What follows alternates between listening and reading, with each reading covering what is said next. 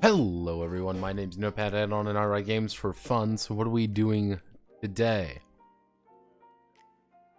I would also like to thank, before we begin, oh god, what's your name? Lugubre Pantaloof, yes, hello, thank you very much for following. Hello. You may be wondering, Notepad, why are you streaming so late? Well, there's a good reason for that. I fell asleep. And then I woke up about a half an hour ago. I'm like, alright, time to go streaming. And then I got a Charlie horse in my leg. So I kind of just sat into bed and screamed silently in pain before I managed to work it out. Welcome to my life. Welcome to being a tall guy life. Great. People keep saying, man, being tall's so great and wonderful, but not for me, not for literally me, not for me, Ryan Gosling. Yes, Pepper sent me a DM this morning, and Pepper sent me a DM this morning, and she's like, Notepad. And I'm like, yes, Pepper, what's up? Being like, I had a dream about you last night. I'm like, that's worrying. What'd you dream about? And then she told me about how she dreamed of my penis, and it had a scope on it.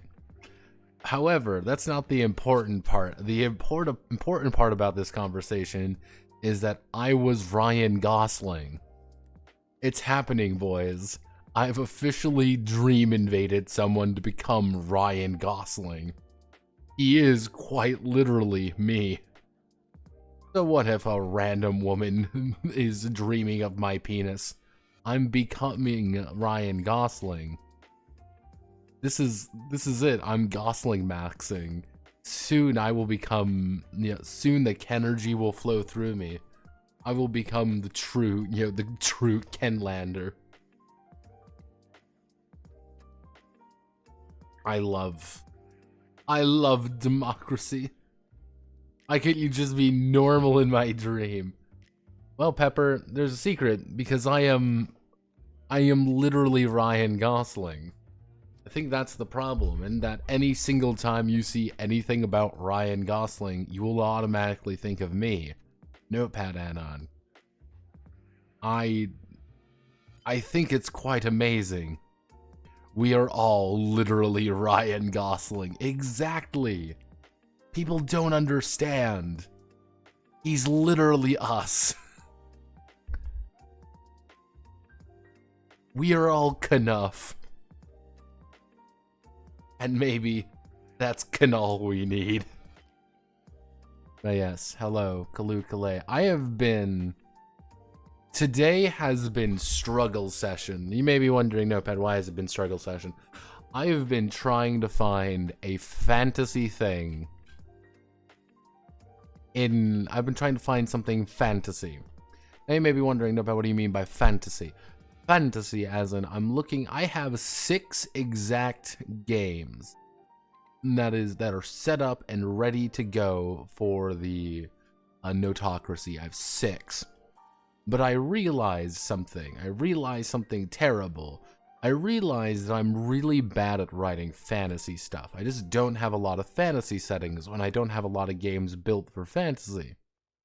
Almost all of the games I have in my big list are all built around science fiction settings or something similar.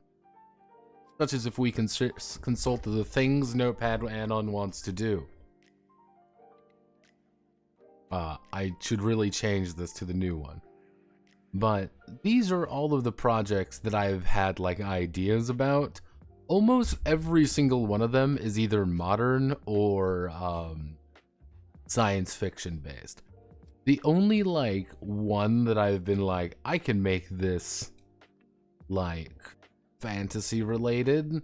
The only fantasy ones that I've been really doing is 100 Lotus Blades and Princess Knight.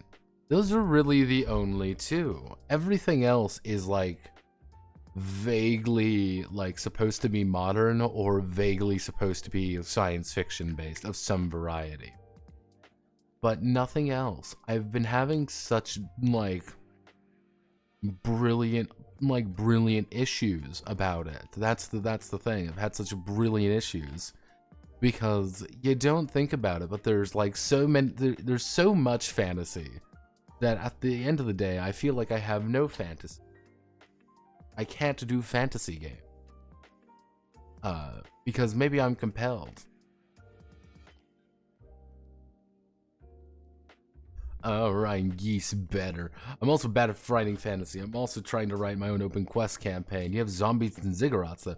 But yeah, that's the issue. Like, Zombies and Ziggurats was not really written independently. Zombies and Ziggurats, Z and Z, was written almost entirely because I wanted to create an OSR game that went against every single thing OSR games are supposed to be. Like, I don't have any, like, ideas, or, like, mechanical ideas, or ideas to really sell, like, this is something interesting. Like, this is something I want to explore. This seems interesting. I don't really have any of that, and I can't think of any. Because, like, you get things like Quiet on the Fringe, Prospectors on a Hell World. That's specifically based off a movie that I quite enjoyed. Wasn't a good movie by any stretch of the imagination, but I enjoyed it. Because one of the things there is that you're in a random hostile alien world, you got some technology backing you up, but you are clearly an outsider on this living organism, and you're trying to do things. Alright, that's something I can really work with. The Garbage Men, crime family falling out.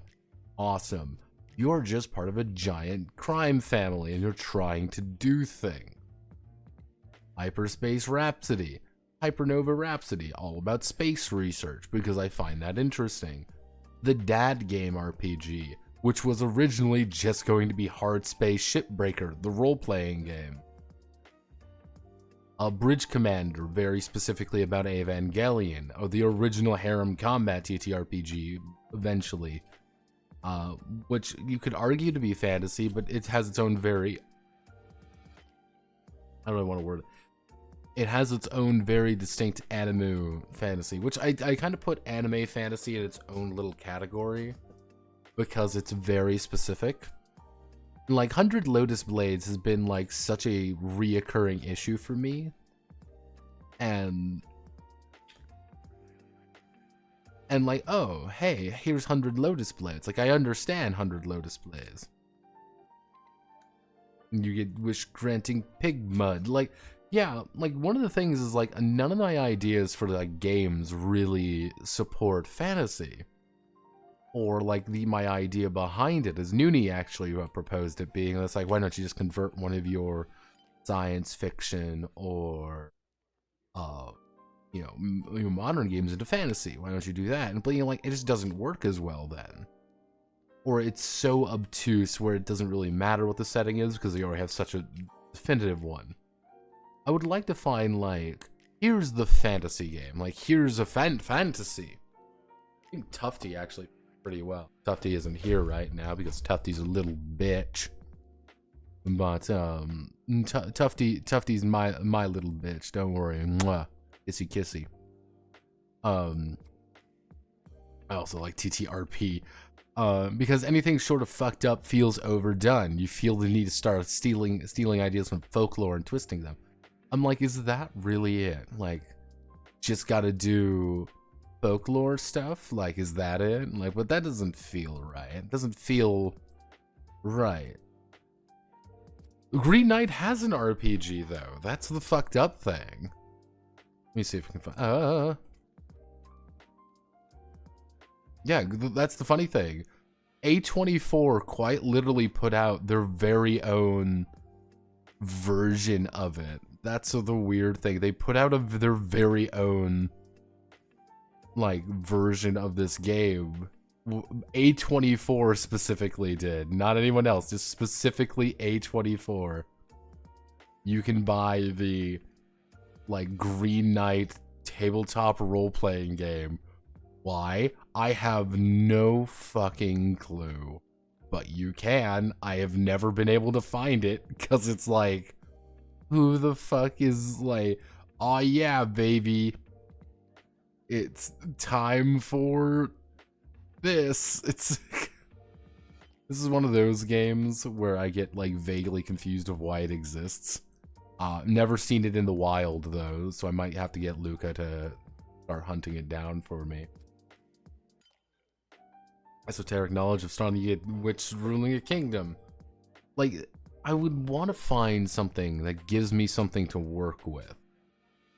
Like, mechanically, because that's what I look for in all my games. I try to look for something like interesting mechanically to talk about. Being like, hey, this is a game. Like, open up my little folder right here. Because you get things like, what is Cruelty Squad about? Cruelty Squad is literally about emulating the game and all its very surreal nature. What is Midnight Anima about? Midnight Anima is effectively trying to emulate a King's Quest game that came out years and years ago. A fake one, and that's the joke. Pigs is about trying to emulate horde games. But how do you do horde games? Well, you put everyone in a giant combat suit and go for it. Changsha is legitimately like, I thought westerns and kung fu movies effective, and cultivation stories, actually be more wuxia stories. Westerns and wuxias are effectively the exact same story structure, just except one has swords and one has handguns. So I'm like, why don't we just mix the two of them and you get Changsha, gun heroes. Like every single game has like a thing with it, like this is the idea. I have no idea what fantasy one that was like, this is the thing that's going to fantasy. It's Fantasy Island. I don't know. And that's been bugging me for about all day. Like, it's been bugging me for about 2 days because I kind of just noticed it. It's like, oh, I can't get away with it. That's it. You need another tulpa. Like, that's the problem. Being like, who though? Like, what? Like, Kenshi was a very specific reason for a very specific part. Could you say 1,000 islands, Wuso? I mean, I guess that project fell apart. I guess your boy can work on that. God fucking imagine. That would go over so poorly. It'd be hilarious. Like, the thing is there is like, I don't even know what I would do with it. That's the thing. I have no idea what I would do with it. Being like, here's 1,000 islands. Because the thing is, like, those aren't real games. Fun fact, everyone, 1,000 islands are not actually games. They are system agnostic something or others. And because they are system agnostic something or others, they're like literally setting books that you can slot into anything. And there's no real mechanics or anything in them.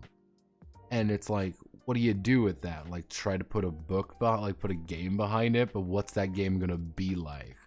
I'm like, okay, so that doesn't work. So it's a lot of me like sitting back and pondering. I'm like, what would be the most interesting thing to talk about? Like, what is something that I haven't seen before that fits fantasy and not have it not be fucking magic? Because it's always magic. Every single time. Oh, you're doing a fantasy game. What's the magic like? Like, no. The three things that I'm very specifically trying to avoid. I've narrowed myself down from literally everything at once to like 3 things I don't want. 1. I do not want the characters to just be wizards. I don't want just literal wizard shit. That's one thing I very specifically could go into, and you can kind of extend that. Like, I don't want it to be like everything is one class kind of thing. I do not, very much do not, want it to be like just OSR. I don't want it to be just OSR, because just OSR has its own issues. Like, I want it to have like a thing about it that isn't just combat, to be like, here's something interesting about this setting. Here's something interesting about this game that isn't like, hey everyone, the combat's interesting. And like, that's the kind of the issue with Monster Hunter, is like, Monster Hunter is built around its combat, entirely built around its combat. And I've seen so many fucking people, attempt Monster Hunter RPG. Oh noes. The third kind of big thing is I don't want like domain stuff. Because I feel like anytime I do something fantasy related, like it inevitably drifts toward like domain management. And I'm purposely trying to avoid that. And I specifically am trying to avoid that. Because for a while there, I was like, I know what I'm going to do. I know. This will be my big thing. It was originally I was going to I wouldn't say remake, but like remajigger Birthright. Is Birthright, if you ever want like just a really weird series, Birthright was one of those old D&D settings about you effectively controlling a land. Effectively, you controlled a realm. And because you were controlling a realm, you were like these like super empowered individuals. And you fought like hell. And that was like the thing, is like you were controlling a nation. It's kind of like the logical extension of the like domain management rules and stuff. Probably a lot of people just know it from Gorgon's Alliance, which was the video game that came out. Maybe one day we'll play Birthright. Like Gorgon's Alliance. Gorgon's Alliance was not very good. Like, that's the funny thing. Like,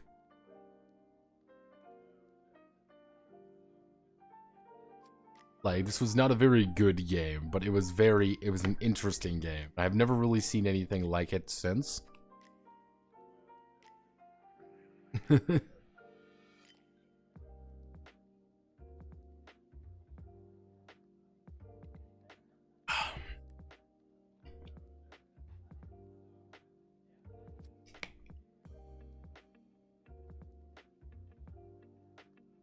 Also, you got things like, oh boy, everybody, time for fucking Planescape.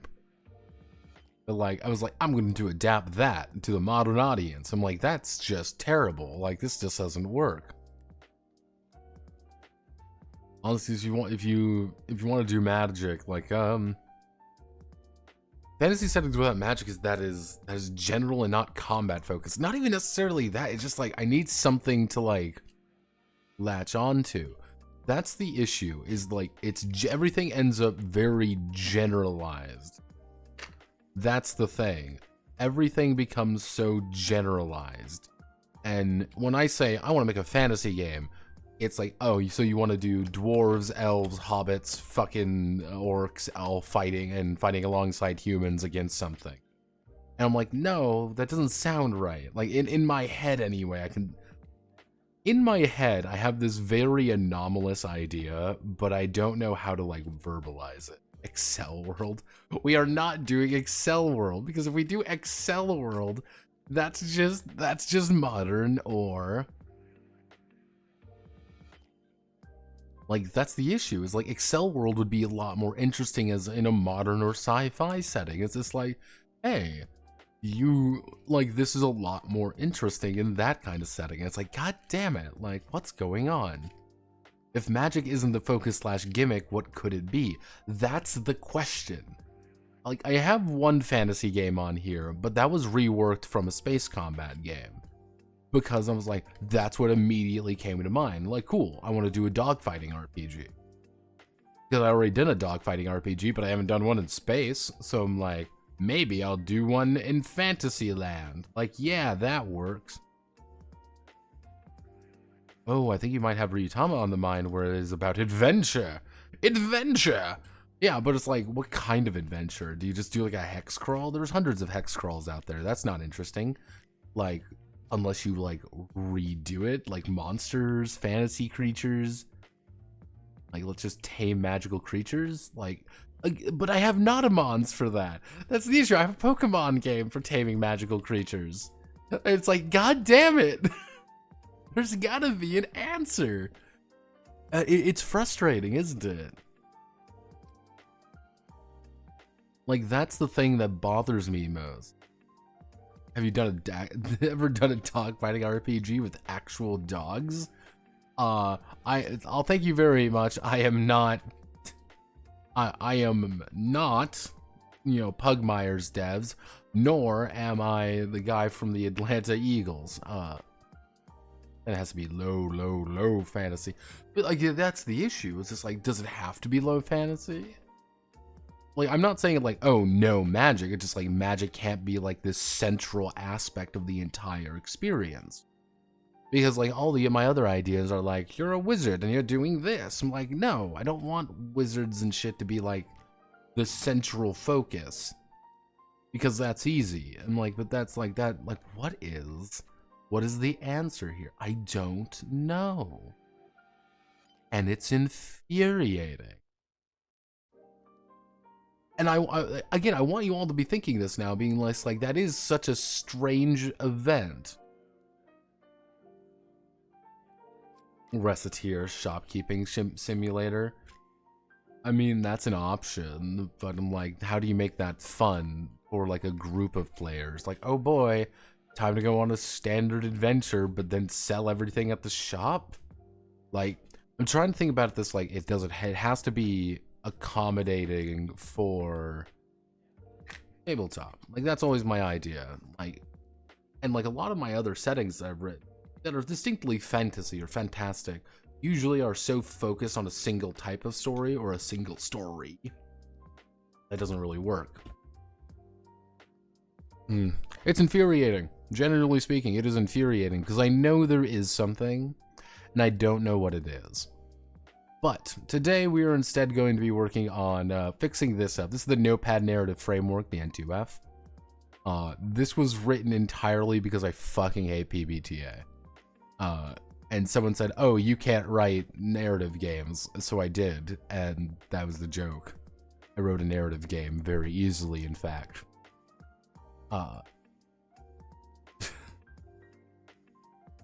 Dungeon Keeper? Like, I see that fiery Megalitho punk. Fuck you. The Dungeon Keeper RPG? I mean, there's gotta be a Dungeon Keeper RPG.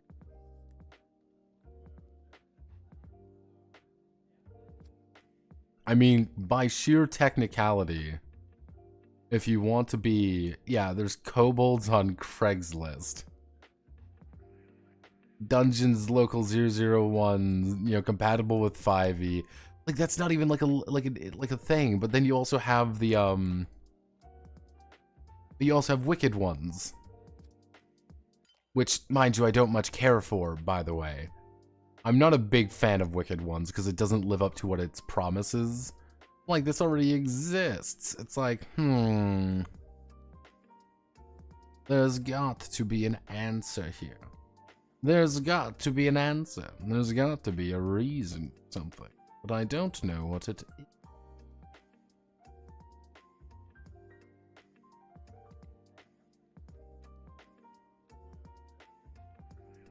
See, my friend's been wanting that for years, by the way. My friend's been like, I need this.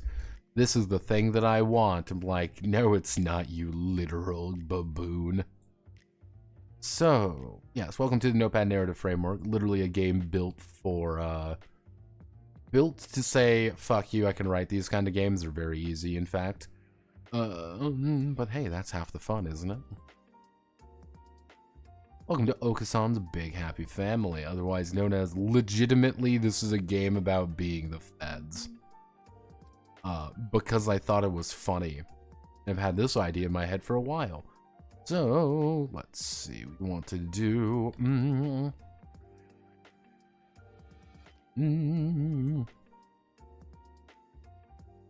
Notepad Narrative Framework, N2F, is a tabletop role-playing system designed to designed to be a fiction-forward method of telling stories at the table for a group of players. Each of the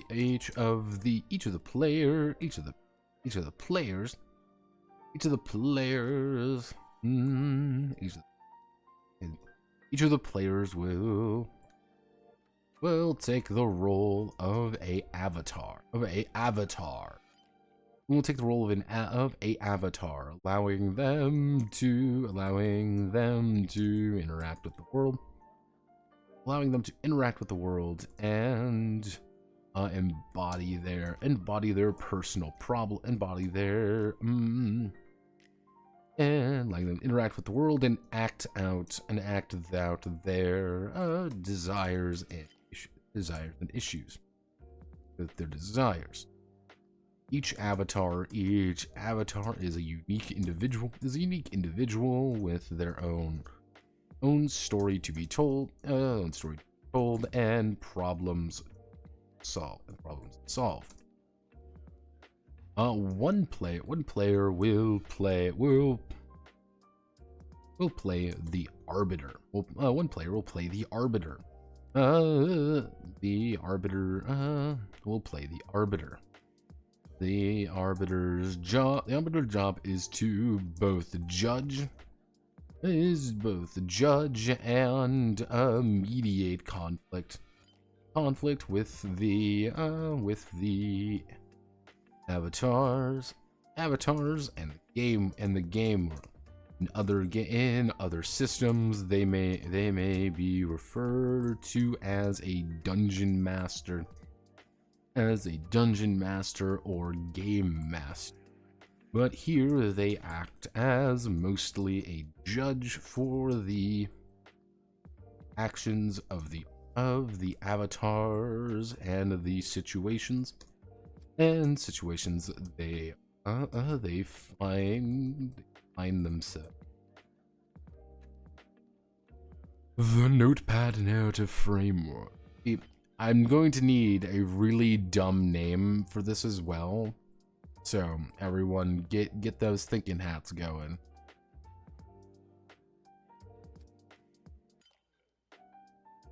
Let's see.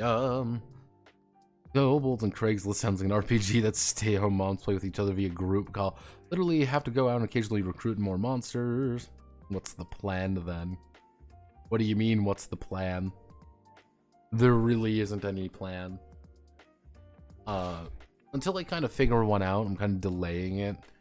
I'm gonna probably, sit and like stare into the void, being this like, there's an answer here, and I'm gonna find the answer. But finding the answer will most likely involve there is no plan yet. That's the problem, Muso. There is no plan. It's a lot of me sitting here and debating and being this like, there's no good answer for what is the ideal fantasy role-playing game experience. Notepad no, it's the N2F. It's not NARF. We are not NARFing. Bad, Drusov. Bad. ARF. See, we need our powered by here. Aligned with center was good. Shut up, mate. Has there been a plan? Has there ever been a plan in the Sprug Workshop experience, Requiem? There has. Powered by NARFed. No! It's not NARF. We are not NARFing. I refuse. This game is NARFed. God damn you. Fuck you. Yeah, I like, the thing is, like, every game I make, I usually have, like, the idea of what needs to occur in it. Like, in this game, we are going to talk about space combat. In this game, we are going to deal exclusively with, how to make an OSR game without any OSR in it. How, in this game, we are going to deal with a horde-based game. There's going to be a jillion fucking monsters wanting to eat our face. I don't know with this fantasy one, because there's nothing interesting about fantasy to me. Well, not necessarily there isn't anything interesting about fantasy. It's more like every idea I have feels like it would be better suited for modern or science fiction. And putting it in fantasy would be me doing it a disservice. And it's like, better be an idea. Don't know what it is.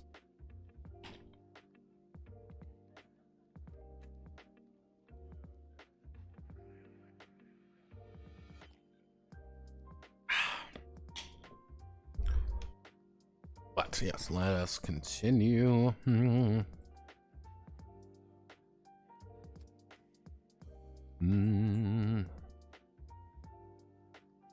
see, the core resolution. Actually, the core resolution mechanic revolves around a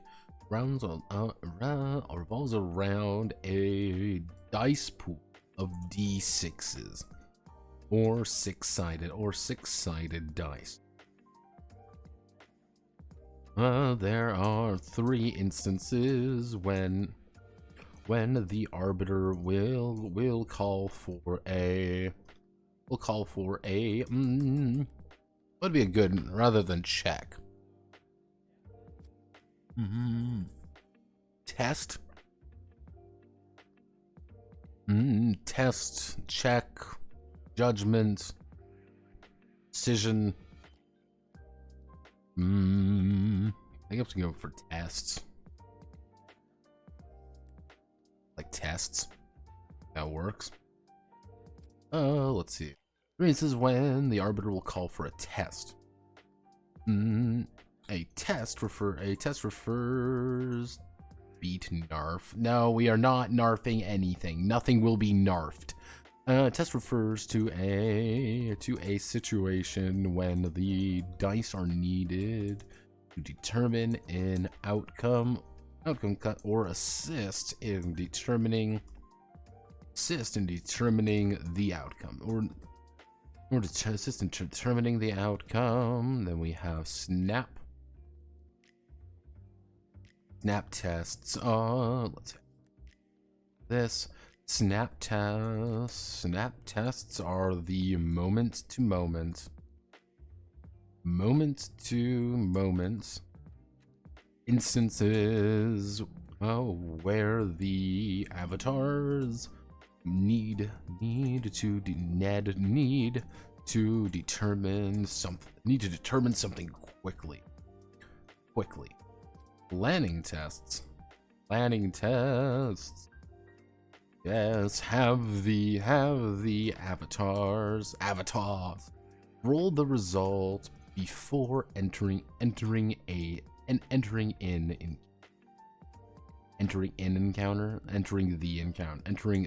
encounter. Finally, opportunity tests allow the avatars to roll their approach to change their approach, rolling their dice for additional bonuses due to the change in situation. Equal to the avatar's approach and training. During snap tests, the avatar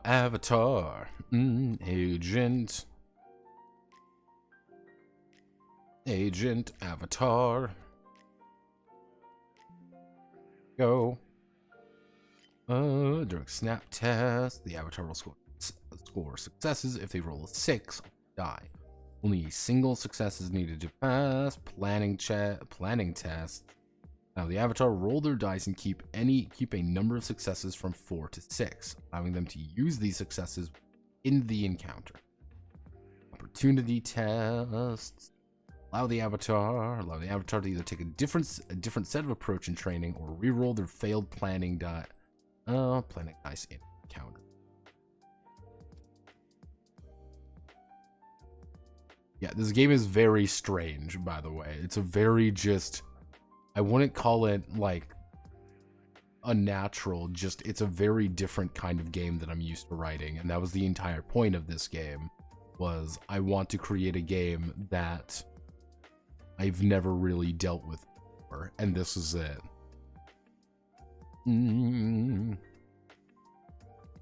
I guess we can add it.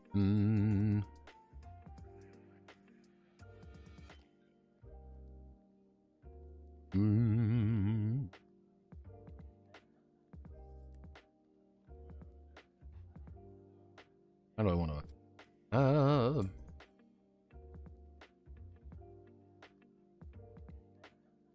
Momentum, antonym.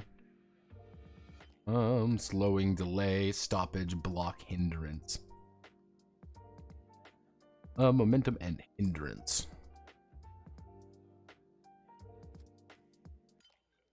During their adventure, during the session, an instance of play, the avatars in advantageous or disadvantageous situations or disadvantageous situations. When this occurs, they will take a bonus or penalty. Actually, take a number of bonus or penalty die to their tests. Advantages include correct equipment.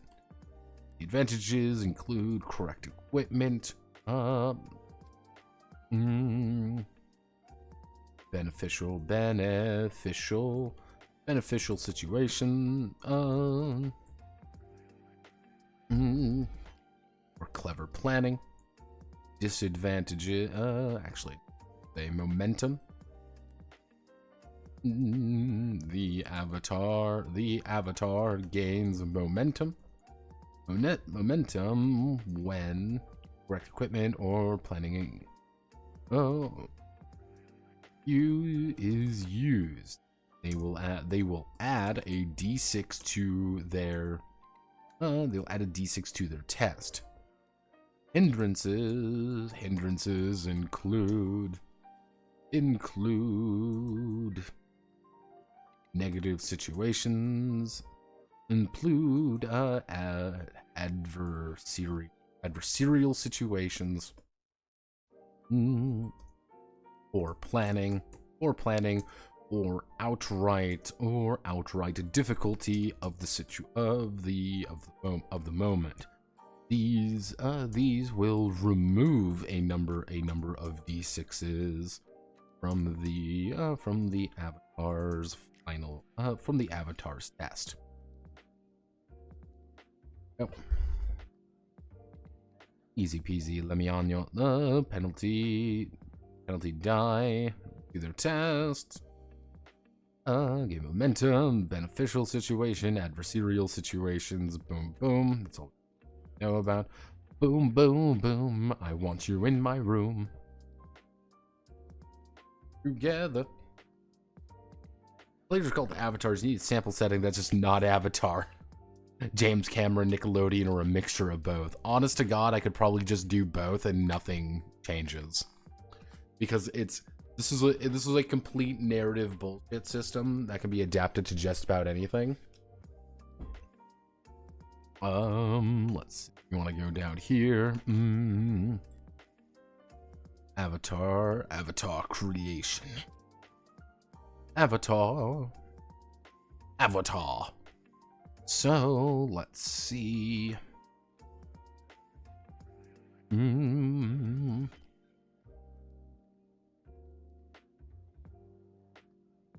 So, creating an avatar. Creating a avatar. Avatar is based on the... Actually, we can do... Creating an avatar is based on the setting detailed by the arbiter and their playbook. The playbook indicates the necessary beats and overall guidance related to the setting and the situation that the avatars find themselves in.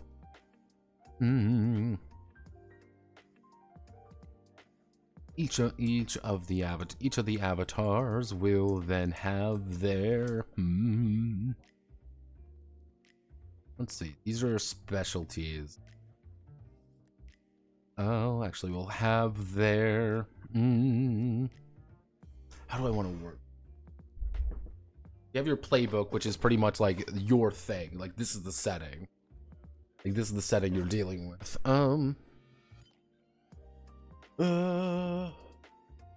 Okay, I know. We'll do, we'll have their role, approaches, training, and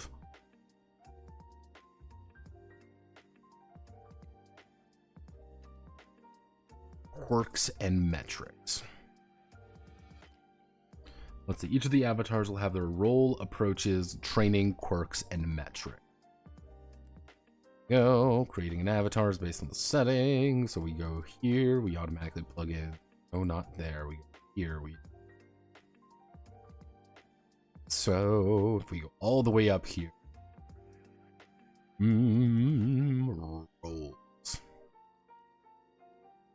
roles.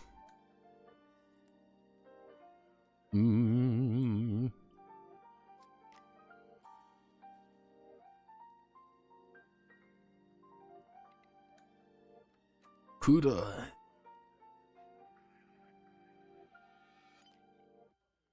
Bollywood fantasy. I am not, well, the thing is, I am not as versed in Hindu epics as I would need to be to do something strictly like that. Bollywood fantasy is an idea, though. Just play up kind of more of like the cinematic, like, epic, you know, the cinematic epic kind of thing, being like, it's not really like a fantasy in a strict kind of way. It's the male fantasy of being oiled up men fighting, you know, fighting literal hordes of enemies. I'll think on that one. That's not a bad idea. That's not a bad idea at all. I need to watch more Bollywood, I can tell you that much. So, roles.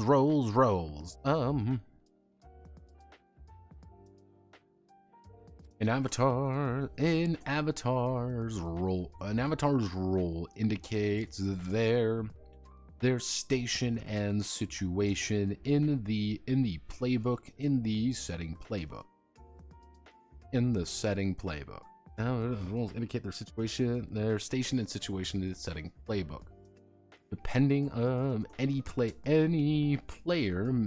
avatar may select any role, but their approaches and actually their starting approaches and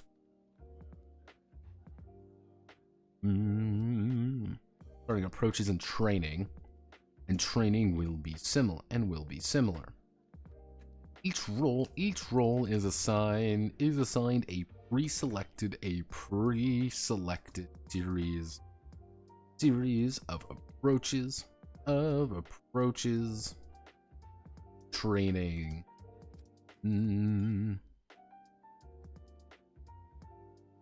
Reassign selection of, check this.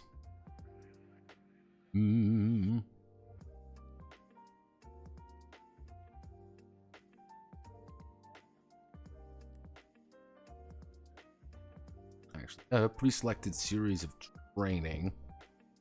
Each role is assigned a pre-selected series of trainings, which Their starting abilities will be similar. Each role is assigned a pre-selected series of trainings, which grant them their initial set of their. Let's see. Each role is assigned a pre-selected series of trainings, which grant them their own powers and their own abilities.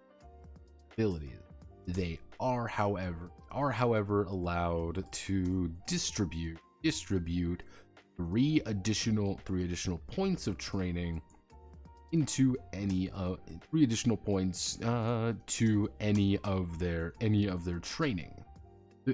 trainings they wish, up to a maximum value of 5. A maximum value of 5.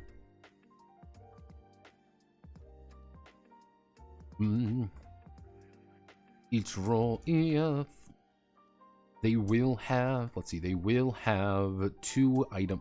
They'll have 1 to 2 items which indicate their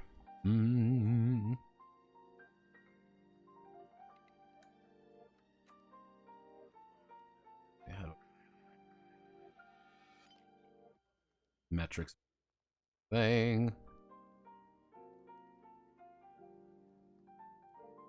See, this is a piece of equipment that matches the training approach being used, and they will add an additional success.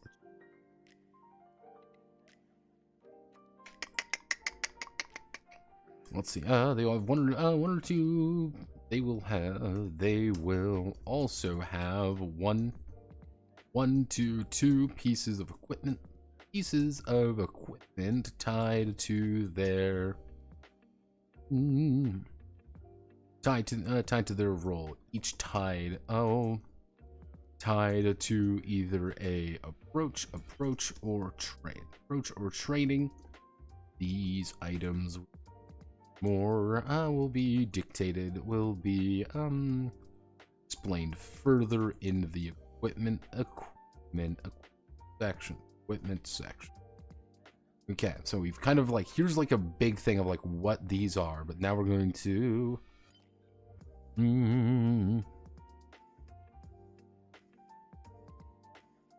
because you get your 4, you get these 4, and then you get the. Okay, so how do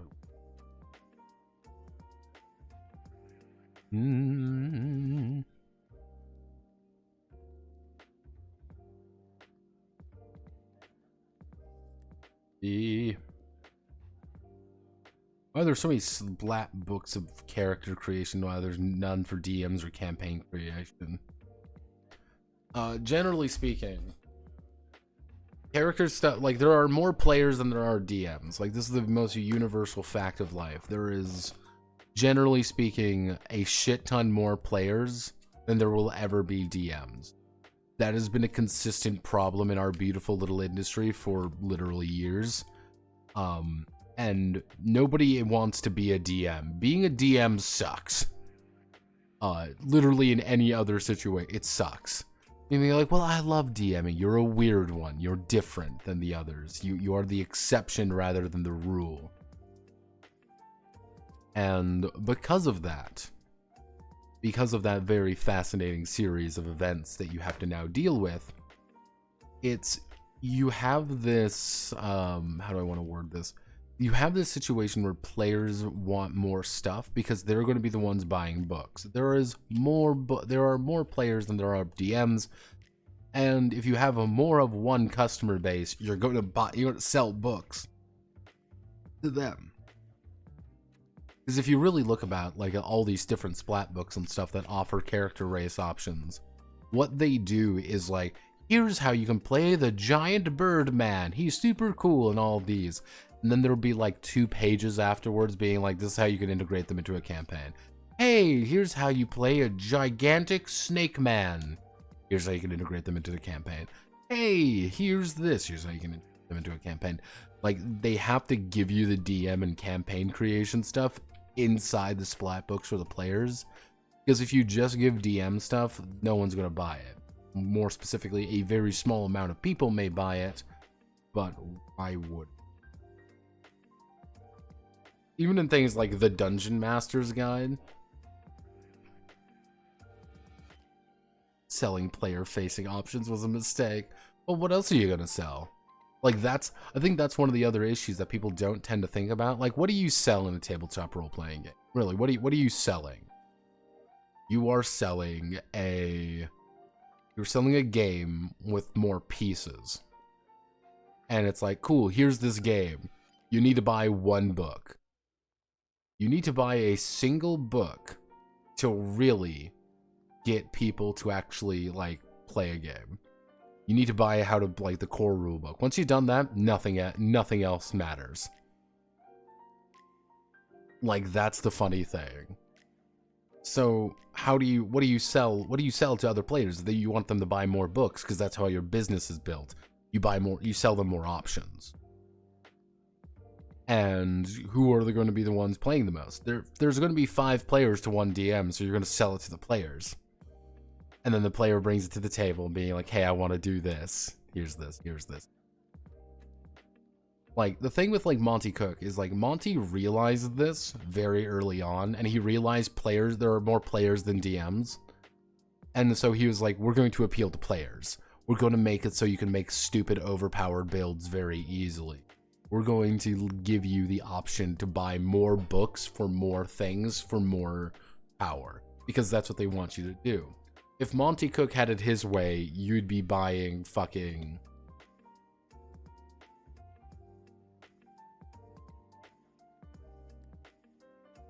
You'd be buying literally, like, trading cards with beats on. To be honest, I only say that because I've experienced power creep in new player books firsthand, and it's annoying. Well, yeah. My brother in Christ, like... You are literally looking at a Rifts player where every single book they bring in something more stupid and more powerful than the last book. For a while there, Pygmies were the strongest character possible because Pygmies had free magic and auto dodge on everything. It was like, cool, awesome, you're balanced. Well, yeah. Yeah, exactly. It's one of those things being like, we already have the ability that lets us do a power attack for, you know, an extra d6 damage. Why don't we make something that's, you can do 2d6 damage now? That's more, and that's, people are going to want it more. But you have to have 16 dexterity for it, even though getting 16 dexterity is super easy, or whatever. That's the entire idea. You want to get more stuff faster. You know, that was kind of like the 4E conundrum, where they didn't scale up really well, and the math was fucked. But 4E had a bunch of issues. Like, 3rd edition was probably the worst in it. Not 3.5, 3rd edition. Because 3rd edition had things that, like, allowed you to automatically, like, just get a bunch of bonuses if you just selected, like, 2 spells and 2 hits, because of how the math worked. Then 3.5, they fixed some of it, but also didn't. Like, I don't think people quite realize the math has never been good. In no edition of D&D has the math been perfect.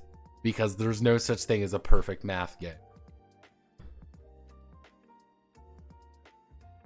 Unless you're dealing with things like, hey, roll 1d6 on a 3 up, you succeed.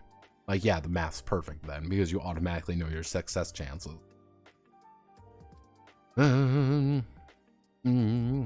Associated to either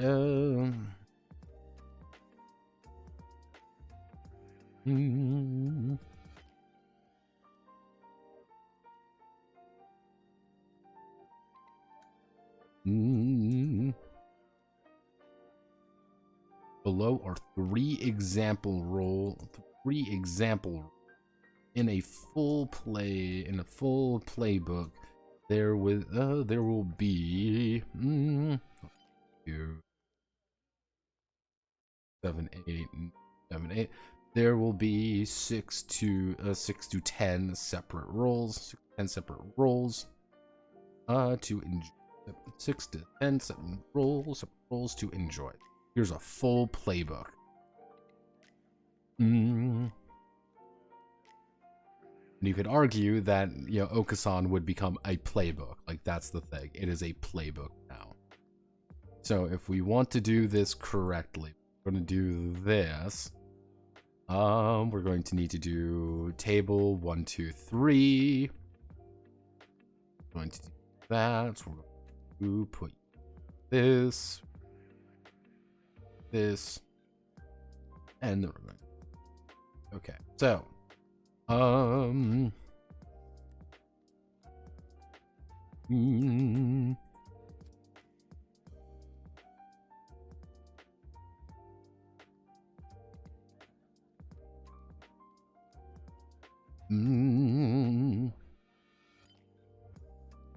going to do a tuned warrior.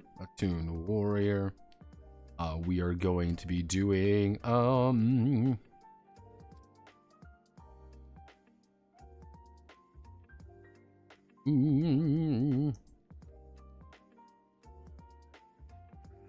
let's see.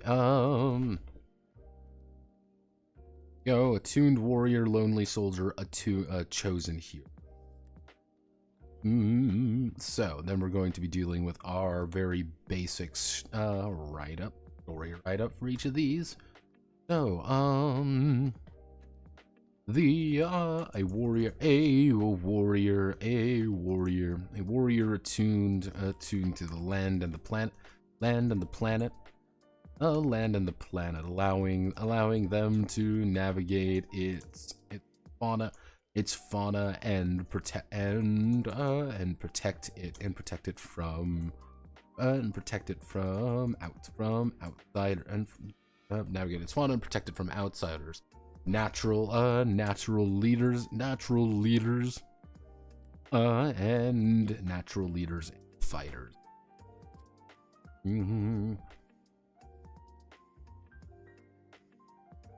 Go do a warrior attuned to the land. Do you believe in magic?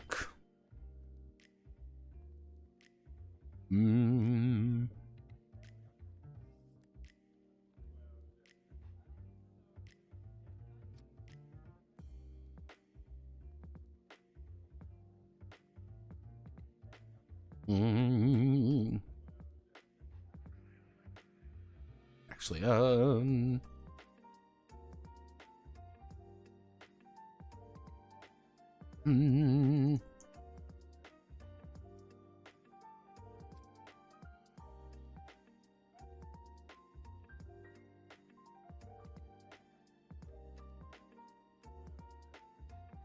we all love 3rd edition. That's the beautiful thing. Wandering scholar, a scholar wandering the countryside, looking for esoterica or answers to a question they cannot answer to a question they cannot understand. While it is war torn, they are able to defend themselves with their quick wit and skill. Esoterica, because esoterica is a fun word to say. Let's see. Countryside.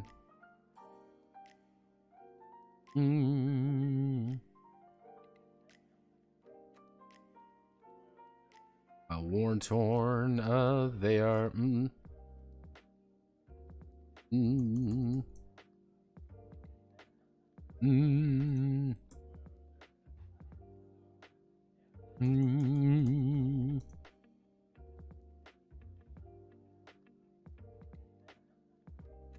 Chosen hero. chosen to be, let's see, a being of light, chosen to lead others from darkness, embodiment of goodness and virtues. They are untouchable. They are untouchable by the wiles of evil. Get it? Because it's the Avatar.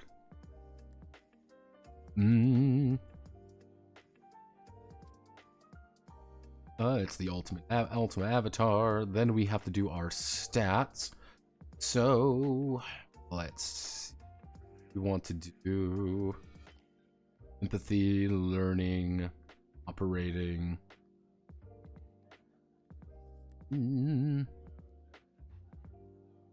Technically, if we want to keep things consistent, we would just be maintaining the first ones. We would just be using it would quite literally just be empathy, learning, operating, and physicality. Because these cover a lot of things. This is you negotiating, this is you thinking something through, this is you operating something, and this is you using your body.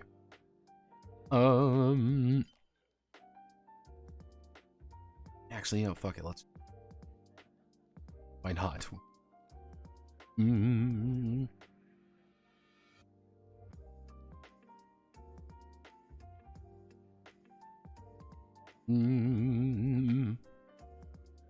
two, three, 4,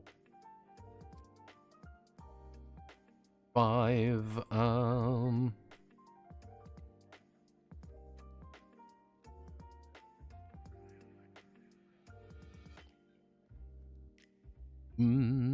And operating feels like it should have a different word to it. Operating,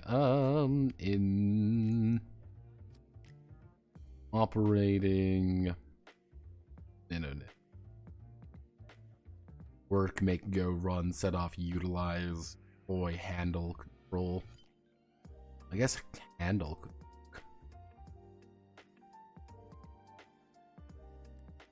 Handle? Do you think that would work? Like you're handling something, controlling something? No. Handle. Because the entire idea of operating is that it's your ability to do something. It's you fucking around with a computer. It's you bashing in a it's you lockpicking something. It's literally interaction with the world, because these are your approaches. How you choose to approach something. How am I doing something? How am I, what's my training? What am I doing something? How am I doing it? Am I doing it with empathy? Am I doing it with learning? Am I trying to handle something, or am I trying to be trying to be physical with it?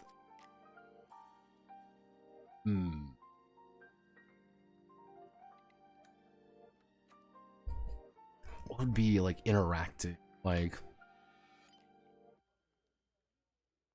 interacting.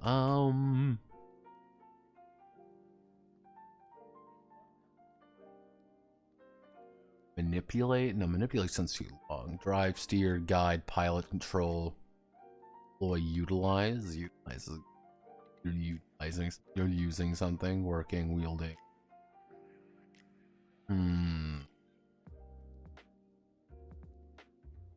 Man, I love words. That's like,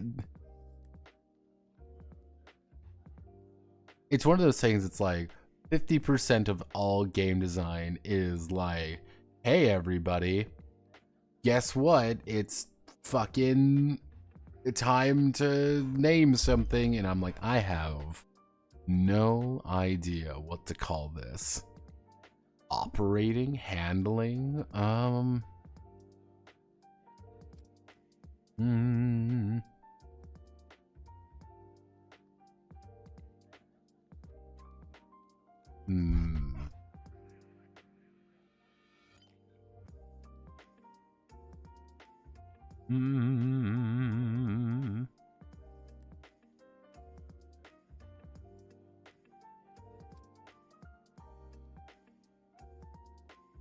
Manipulation? Again, manipulation feels too long. Like, that's the thing. It feels too long then.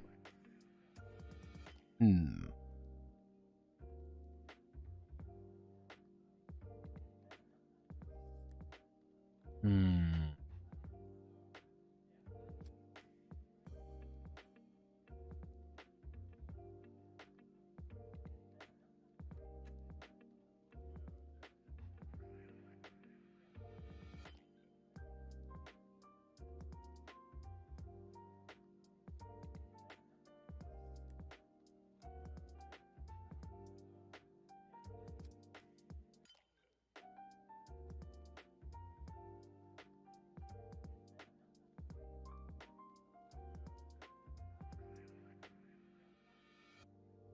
Okay, I guess we'll keep with operating.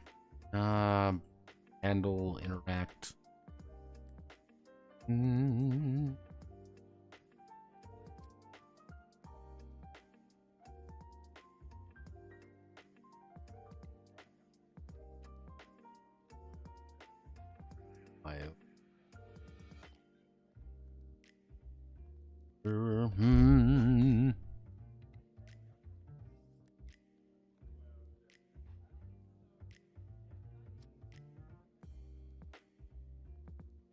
Okay, let's just do util. We're utilizing.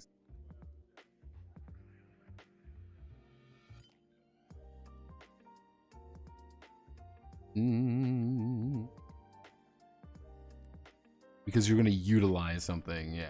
Okay. All right. Damn it. I'm gaming. So, Wandering Scholar, you're going to be 3-2-0. Actually, no, we'll do 2-2-2-2-1. We can do 1-1-1-2-2. Chosen Hero is going to be 1-1-1, and 2 in Emp. So, and then different roles to enjoy.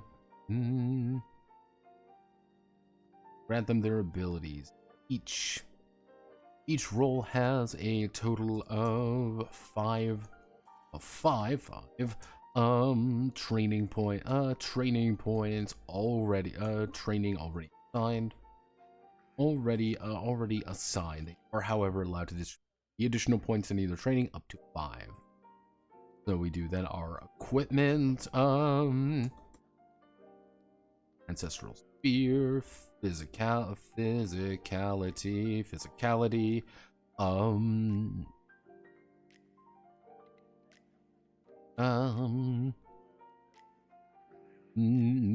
step, race, drama,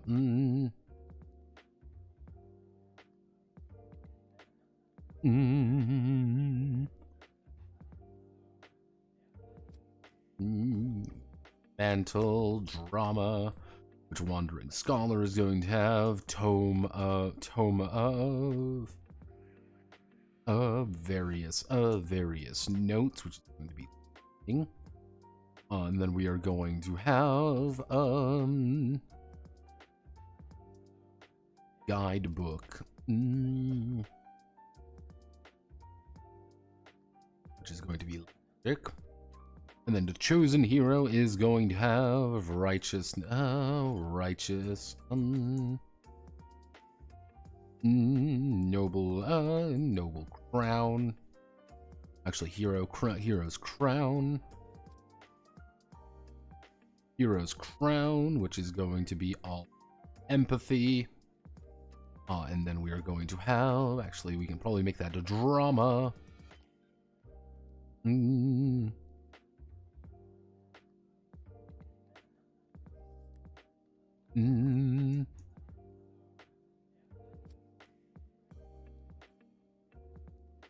we go, her blade.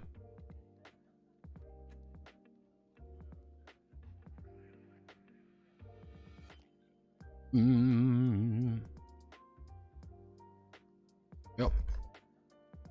Each of the okay. Tuned warrior.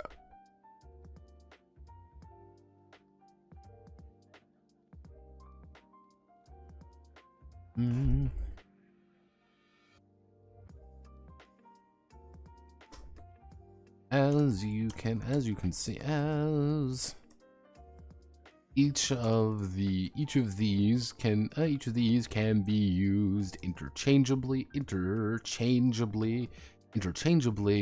or they can be used for their own, setting,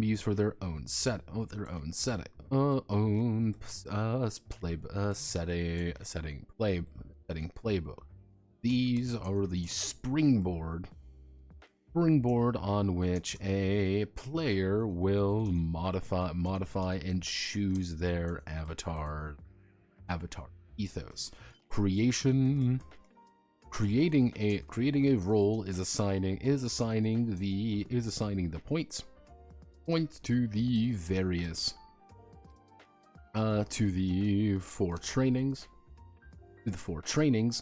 and then granting the appropriate number of items. Role creation is simple to granting the appropriate number of items. That's legitimately all you need to do to create a role. You just assign 5 points. Among there, congratulations, you've made a role. Now we're going to be dealing with second part, which is approaches. An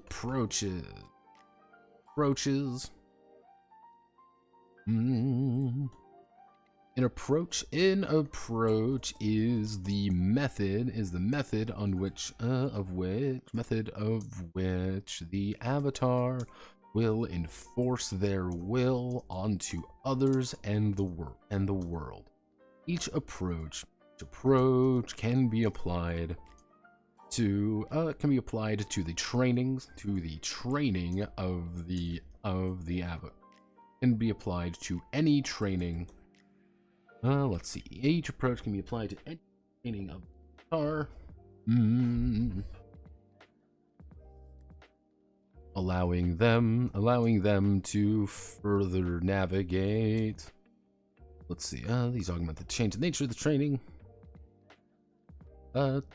These change the nature of the training. These change the nature of the training and allow the avatar to perform a variety of tasks with a single role. For example, anger plus physicality.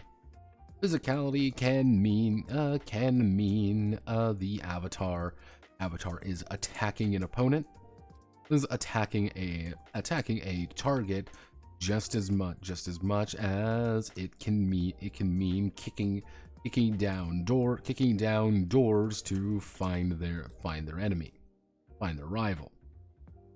However, anger plus empathy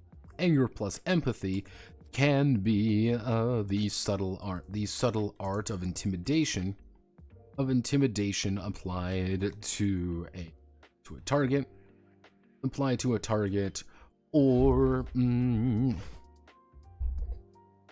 or attempting to gaslight the target into believing something. When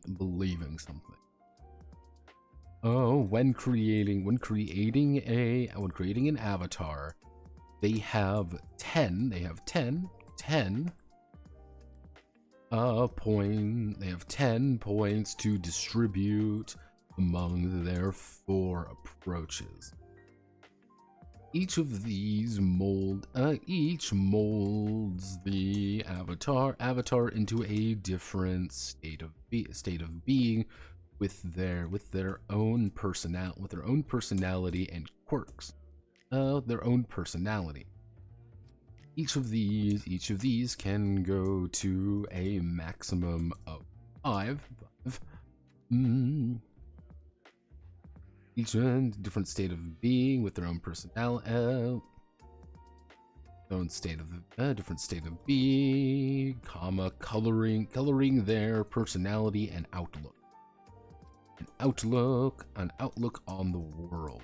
These goes to a maximum of 5. Here.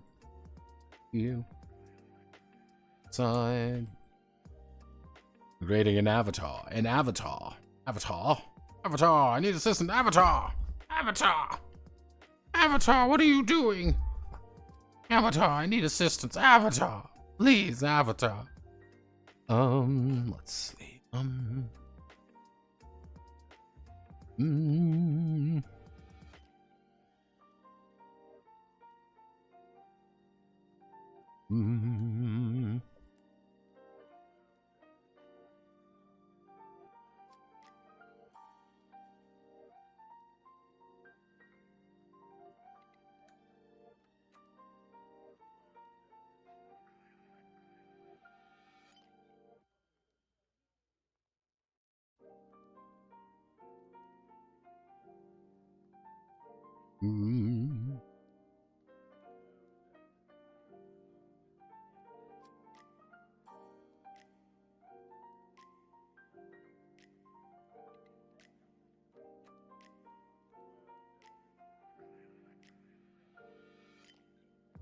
Go.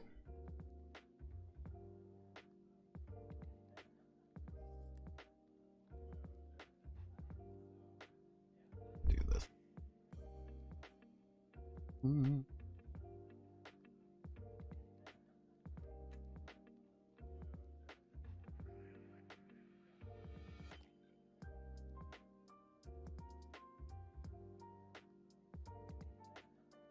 Depending on the setting playbook, these trainings may change.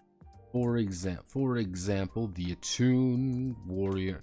The attuned warrior is part of the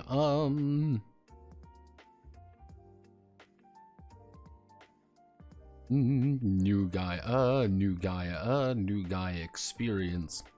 New Gaia Requiem playbook.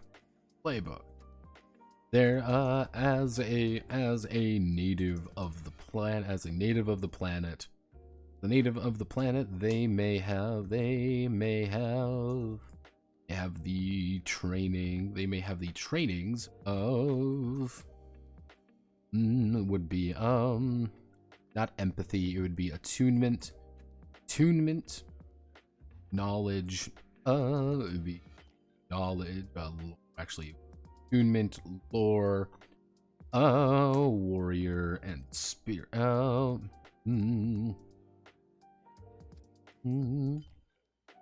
Warrior, attunement, lore, warrior, and spirit.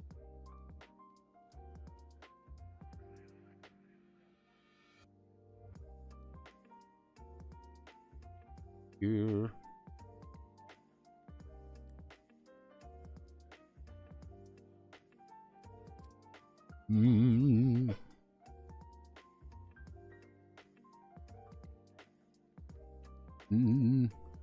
Above is the above is the default.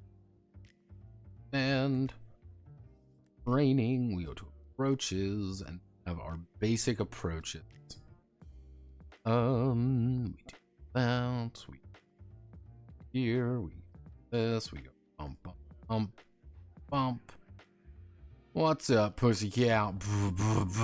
What's up, pussycat? Table, we're going to do 4.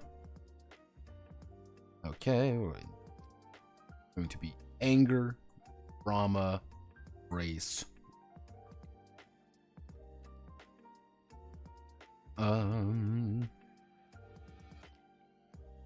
agent's a hothead. I don't need a hothead on this police force. No siree. Drama. The agent is the true thespian. The agent is. I'm just putting the agent, not the way I'm putting it up a little bit. So the agent is a hothead, and so we want to do. The avatar is driven by emotions and impulse. impulse rather than strictly by emotions and impulse. They react to the situation. They react to the situation quickly and decisively. Often in the most direct manner possible. They can use this focus to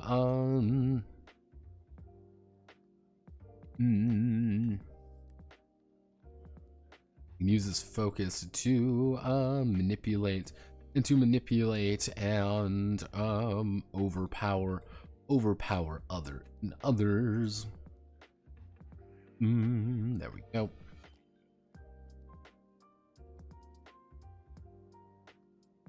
Pretty much, if you are driven by anger, you're an impulsive person. So the avatar is a thespian, and philosopher, thinking broadly, and thinking with expression,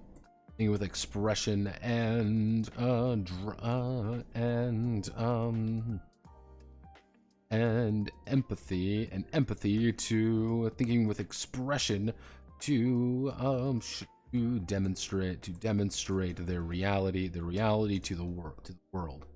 Dramatic. They react to the situation with they react not with action, but with a grandiose display of action, trying to playing the long game of impressing the crowd. Generally speaking, dramatic people try to do things dramatically. Like, I'm going to try to overpower you by doing things very grandiose. I'm not trying to going to outright kill you. I'm going to make sure that everyone can see me.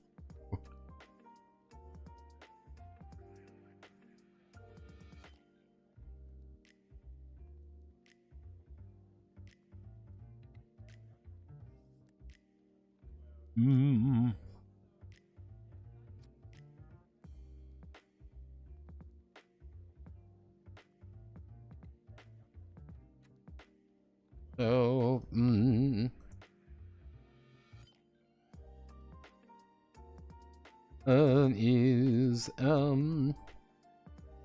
is careful, stepping into every situation with step into situations slowly and steadily, assessing every option until the perfect moment. They appearing and disappearing when needed. They get the job done by applying the right amount of force. Right. Graceful people tend to think of I'm going to try to find the ideal situation, and logic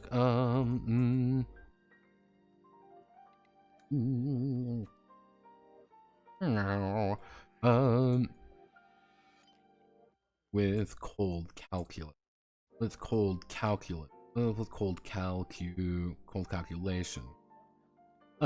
Finding the ideal path through the tangle of information. They relying more on themselves to solve the problem. The fastest, most efficient way possible. Logical people tend to view things like, I'm just going to try to solve the issue without really thinking anything too deeply on it. My goal is to not find the perfect answer. My goal is to find the best one in the current situation. That's how you kind of view things. We enter this.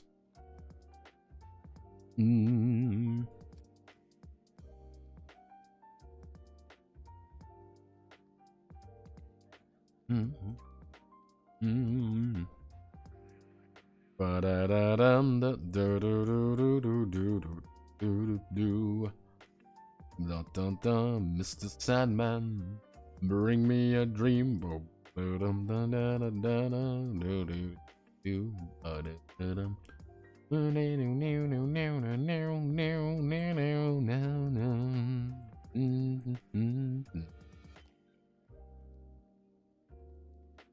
The one thing I find slightly annoying is, for some unholy fucking reason, if you do it on the side, it won't actually make things correct, just things weird. I don't know why that's the case.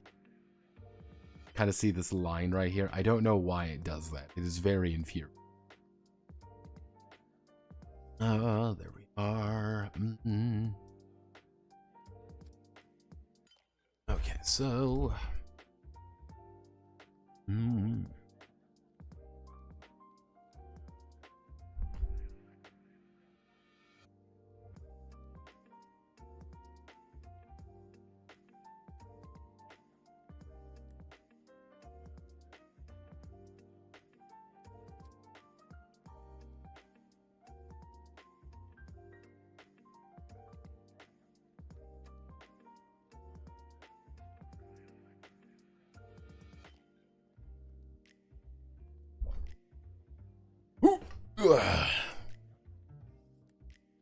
ow, my back, my body, my soul, my beats.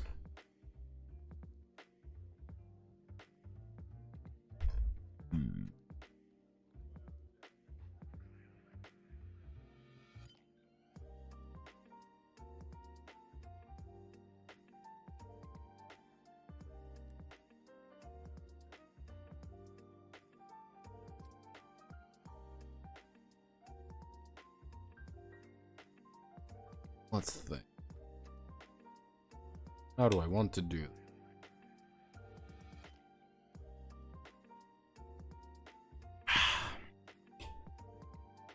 Okay, so we've got our approach. We got what approaches look like, so maybe we then go...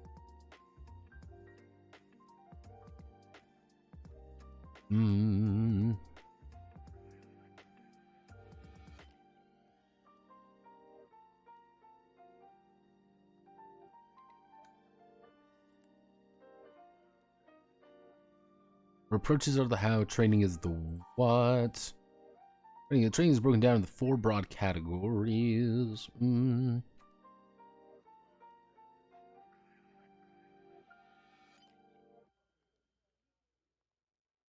is broken down. Oh, actually, I should say the standard training a avatar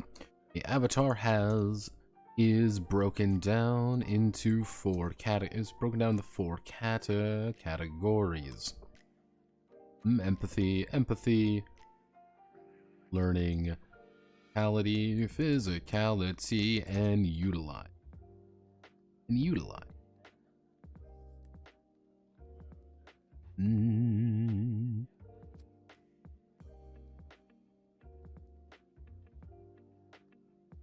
This, do we have room? We have just enough room. Oof, we have just enough room for everything. So, empathy, you're small, so maybe this. We have empathy, learning, physicality, and finally we have utilize. Physicality, so empathy. So let's just write up do basics for empathy. The avatars.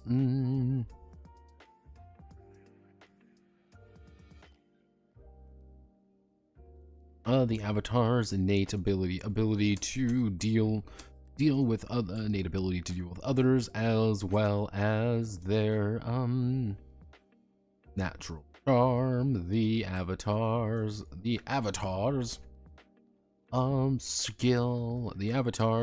skill at discovering information and uncovering clues and uncovering secrets. The Avatar's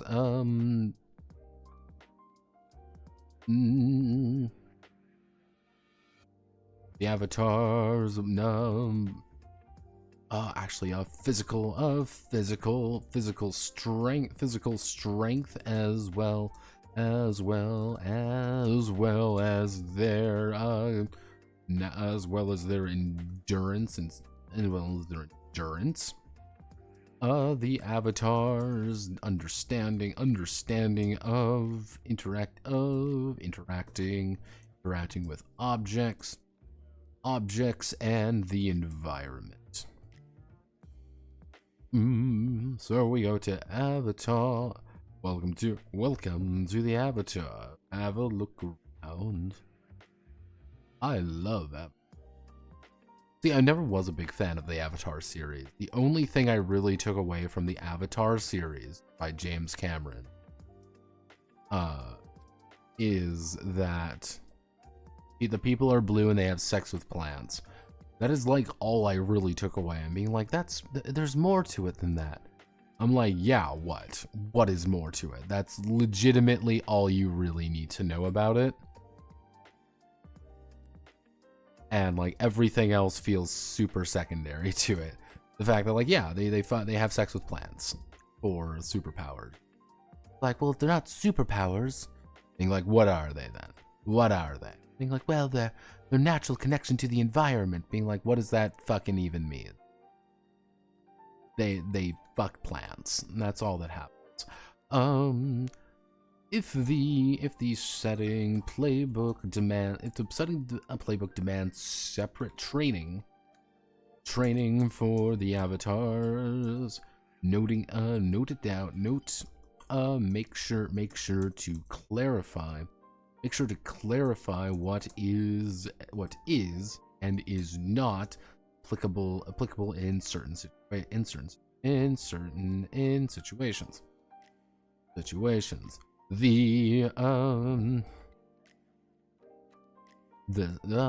see, the spirit training,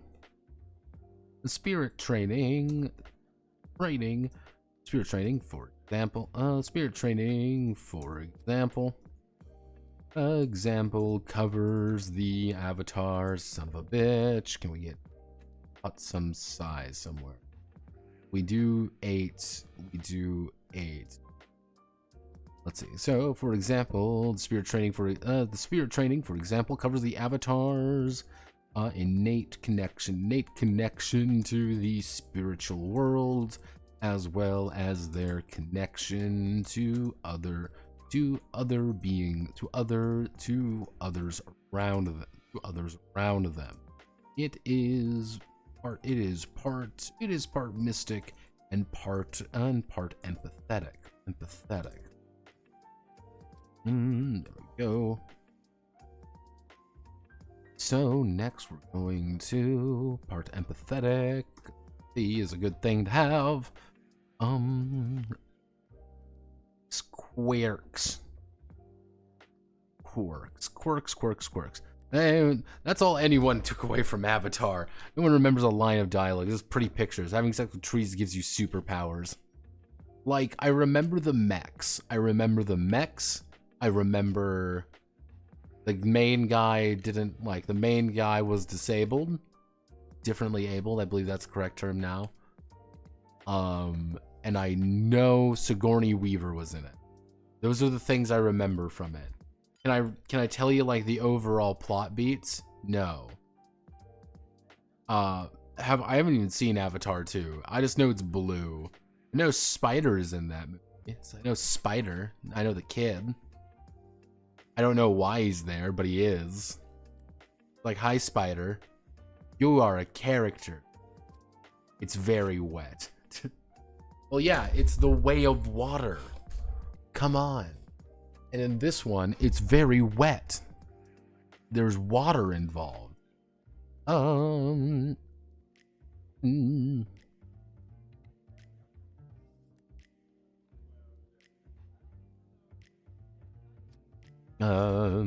Every avatar. Each avatar is a unique individual, with their own sins and virtue, with their own virtues and vices that corrupt, that they must embody every day. To represent the unique individuality of the avatars. Quirks are present. Each quirk is an aspect of the avatar that highlights strengths and weaknesses they have during avatar creation. Each of the avatars will select one quirk. Will write in one quirk to represent their avatar. This is an anytime the quirk comes up, they will add momentum. We'll add momentum to the test. However, they may select additional quirks if they take detriment. Detriments are, quote, negative quirks. Are negative quirks that acts against the avatar and makes their life more complicated. Each up to two detriments may be taken. For two additional quirks. Whenever a detriment is relevant, the avatar has a detriment to the test. Yep.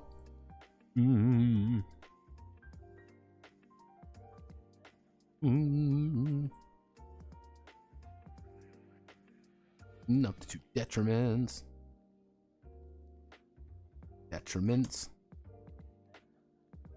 Not determinants. No, that's not. Detriment. Detriment is a word.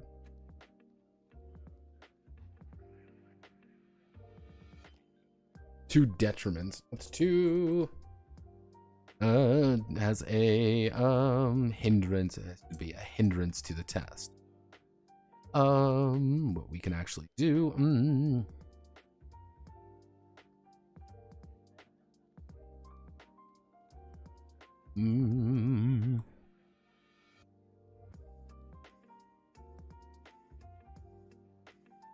Quirks.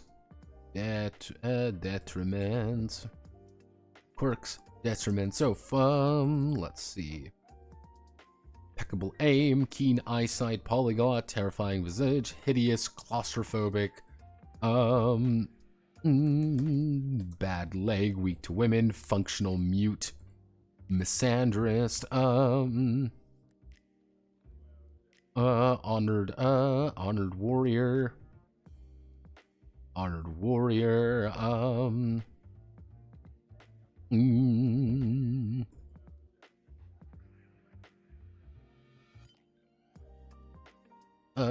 famous. There we go. So, I mean, we can bring up more of these to be even bring up a couple more of these to give more ideas going on. What would be some other good avatar ones? Nature friend, nature friend,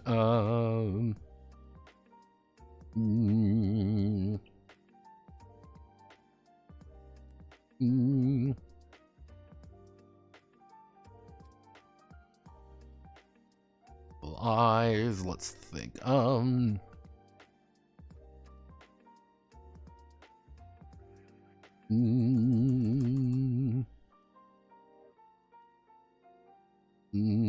sultry voice, sultry voice.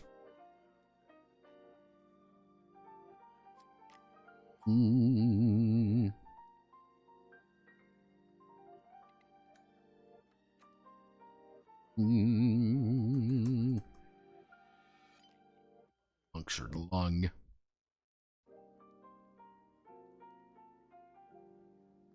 Every character on screen is damp for at least 50% of the movie. Olympian,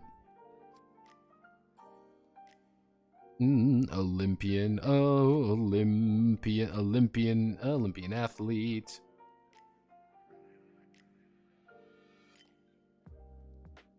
Olympian athlete, cannot swim, cannot swim. I mean, we can actually make this.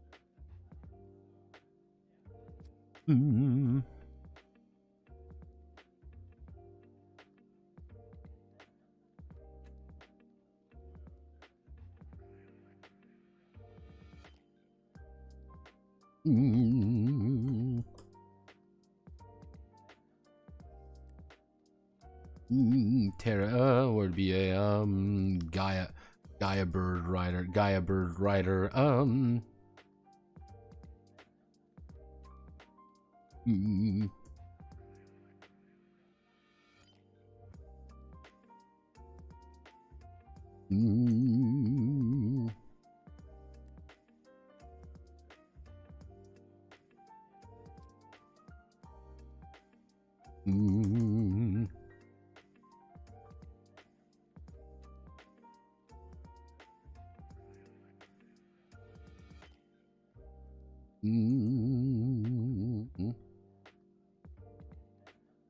friend of outcasts,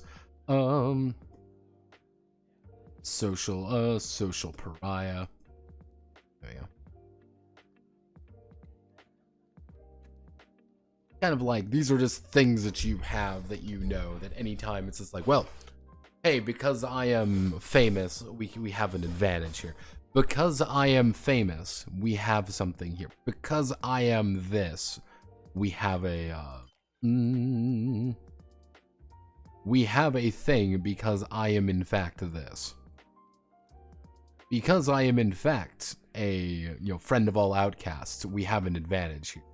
Because I am in fact a, a noble, honored warrior, we have an advantage here. However, because I have a bad leg, I'm going to take a disadvantage to this. Because I cannot swim, we're going to take a pretty bad disadvantage to this. That's kind of the idea there.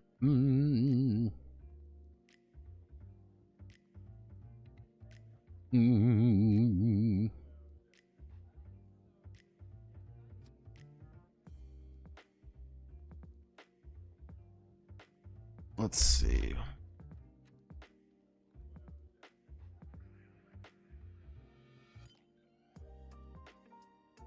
Technically, we have to do metric next.